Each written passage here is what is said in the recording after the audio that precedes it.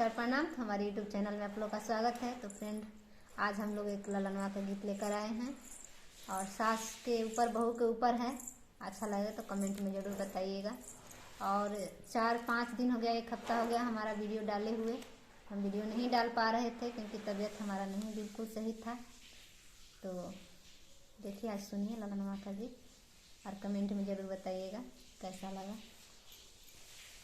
सुतल में रानी हो सासू के महलिया, यार सपना में भैया कभी रे लालनवा, यार सपना में भैया कभी रे लालनवा।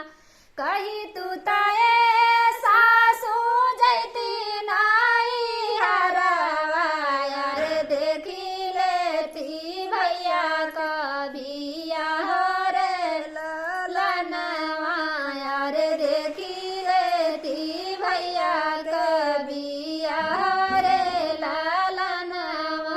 जैबू त जाए बहुआ बारी जेना जैबो, यार जल दिलावटी घरवा रे लालनवा, यार जल दिलावटी घरवा रे लालनवा। आषाढ़ में सासू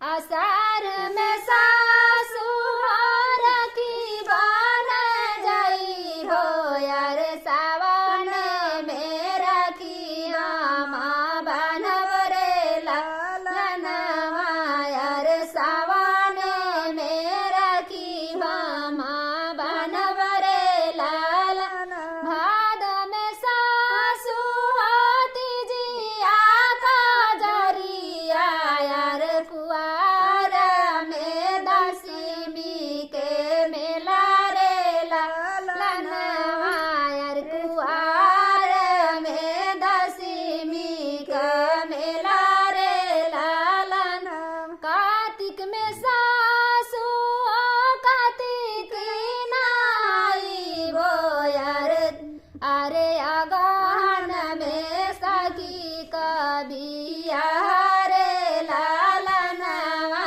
यार अगहन में सखी का गवन रे लालनवा, यार अगहन में सखी के गवन रे लालनवा। उसमें सासू दूसा भारत है, यार माघ में मकर नेहन रे लालनवा, यार माघ में मकर नेहन रे लालनवा।